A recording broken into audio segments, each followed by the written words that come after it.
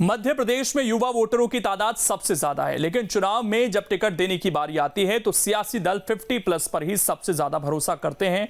आखिर इसके पीछे की वजह क्या है, इस रिपोर्ट के जरिए समझिए।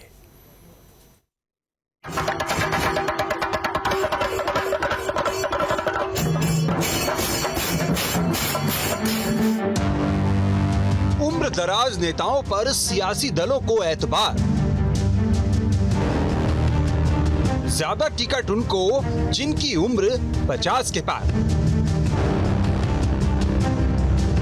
किसी ने ठीक ही कहा है, सियासी समर में उम्र नहीं देखी जाती, देखा जाता है तो विरोधियों को चित करने का हुनर। शायद ये हुनर राजनीतिक दल 51 से 60 साल की उम्र के नेताओं में देख रहे हैं।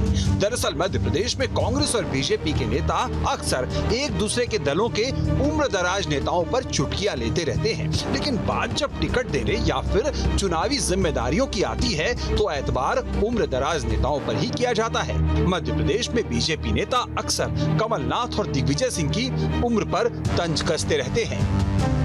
नहीं, ऐसा है कि दिग्विजय सिंह की उत्साही है, इस उम्र में भी इतना उत्साह है, इसकी मैं प्रशंसा करता हूँ। परिणाम उनको भी मालूम है, हमको भी मालूम है और आपको भी मालूम है। जो कितनी भी मेहनत कर रहे कांग्रेस से प्रदेश में आएगी नहीं। कमलनाथ जी की स्थिति अभी ऐसी है नहीं, उम्र का तगादा है, आशीर्वाद की मुद्रा में। उम्र को लेकर सियासी पलटवार कांग्रेसी खेमे से भी होते रहते हैं। बीजेपी नेताओं ने जब दिग्विजय की उम्र पर सवाल उठाए थे तब न सिर्फ दिग्विजय का किसी युवा की तरह डांस करता वीडियो वायरल हुआ, बल्कि एक प्रेस कॉन्फ्रेंस में भी दिग्विजय ने बीजेपी नेताओं की उम्र को लेकर करारा जवाब दिया था। अरे सुनो मेरी बात, दिग्विजय सिंह क्या पैसा क्यों मिल रहा है? अरे सुनो मेरे भाई, अरे सुनो, आप बहस करने आए, मेरी बात सुनने आए। सुनो, भाजपा का चेहरा कौन? शिवराज सिंह चौहान है। उनकी उम्र क्या है? उम्र क्या है उनकी? अरे चेहरा क्या है? अरे उसके आगे क्या है? मैं ये कहना चाह रहा हूँ कि 60 साल के बाद का आप उसको बुरा मानते कि जवान मानते? और मोदी क्या है? मोदी जी की उम्र क्या है? मोदी जी की उम्र क्या है? मध्य प्रदेश में एक वरिष्ठ और अनुभवी नेता हैं गोपाल भार्गव, जिनकी जिम में वर्जिश करती ये तस्वीर देखिए। ये तस्वीर देखते देखते इनकी उम्र भी जान लीजिए।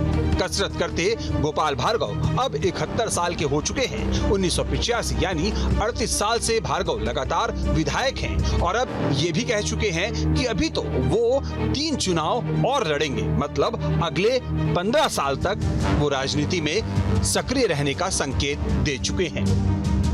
गुरु का आदेश है कि गोपाल तुम्हें 3 चुनाव और लड़ना है और आगे बढ़ना है, इसके लिए गोपाल चुनाव लड़ते रहना और जनता का भला करते रहना, कल्याण करते रहना, न किसी से बुराई करना, न किसी की निंदा करना। तुम्हारी कोई कितनी निंदा करता रहे, कितनी बुराई करता रहे, कितनी आलोचना करता रहे, तुम्हारे खिलाफ काम करता रहे, फिर भी उसकी निंदा नहीं करता। अभी सड़क बनने, पुल बनने को उसका भाग गया।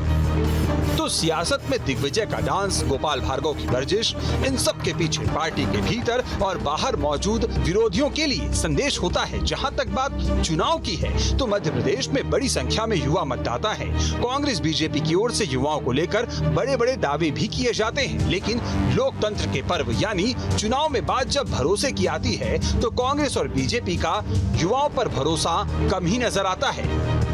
2018 के चुनाव में बीजेपी ने 51 से 60 की उम्र के 75 प्रत्याशियों पर भरोसा जताया। बीजेपी ने 40 से 50 साल के 56 प्रत्याशियों पर दांव खेला था। कांग्रेस ने भी सबसे ज्यादा 70 प्रत्याशी 51 से 60 साल की उम्र के उतारे थे। कांग्रेस ने 41 से 50 साल की उम्र के 68 प्रत्याशियों पर दांव लगाया था। बात सिर्फ बीजेपी कांग्रेस की नहीं है, बल्कि 2018 के चुनाव को अगर देखें तो युवाओं को टिकट देने में हर एक दल ने कंजूसी दिखाई थी। 18 के चुनाव में 25 साल के किसी भी शख्स को बीजेपी ने टिकट नहीं दिया था, जबकि 26 से 30 साल में 2, 31 से 40 साल में 20, 41 से 50 साल में 56 और 51 से 60 साल में 75, जबकि 60+ के 53 उम्मीदवारों को टिकट दिया गया था।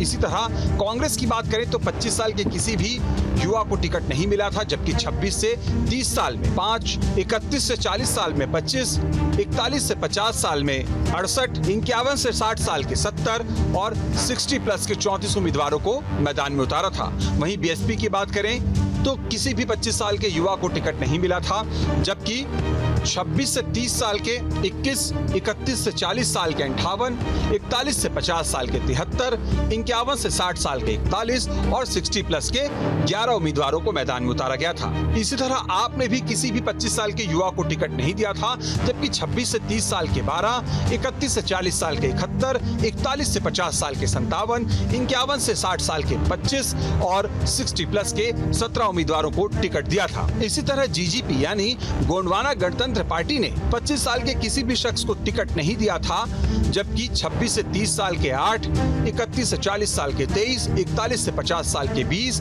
और 51 से 60 साल के 14, जबकि 60 प्लस के 5 उम्मीदवारों को मैदान में उतारा था। सपा की बात करें तो 25 साल के किसी शख्स को टिकट नहीं दिया गया था, 26 से 30 साल के 6, 31 से 40 साल के 9, 41 से 50 साल के 16, 51 से 60 साल के 6 और 60 प्लस के 7 उम्मीदवारों को मैदान में उतारा था।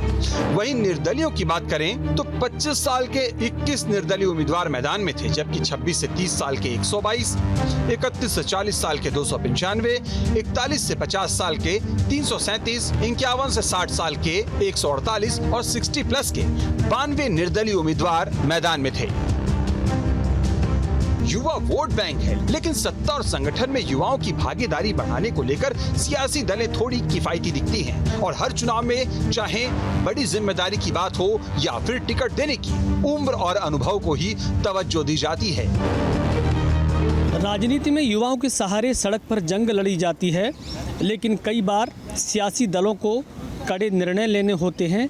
ऐसे में भरोसा युवाओं पर नहीं बल्कि अनुभवी नेताओं पर किया जाता है। बात अनुभव और पार्टी को आगे बढ़ाने की हो तो मार्गदर्शन तो अनुभवी नेता ही करते हैं। इसीलिए अक्सर बड़े नेताओं से ये बात कहते हुए सुना जाता है कि सियासत में कुर्सी यूं ही हासिल नहीं होती, बल्कि ज़िंदगी गुजर जाती है सड़कों पर आंदोलन करते करते। Vinod Sharma, news state. महिला एवं बाल विकास मंत्रालय को लेकर एक मिथक रहा है। 2003 में इस मंत्रालय की जिम्मेदारी कुसुम महदेले के पास थी। 2008 में कुसुम महदेले मात्र 48 वोटों से चुनाव हार गई। 2007 में इस मंत्रालय की जिम्मेदारी रंजना बघेल के पास थी। रंजना बघेल 2008 में विधानसभा चुनाव हार गई थी। 2013 में माया सिंह महिला एवं बाल विकास मंत्री थीं। 2018 में माया सिंह विधानसभा चुनाव हार गईं। ललिता यादव, अर्चना चिटनेस और इमरती देवी के साथ भी यही हुआ। इसी के साथ छोटे से ब्रेक के लिए यहाँ पर रुकेंगे। खबरें लगातार जारी हैं।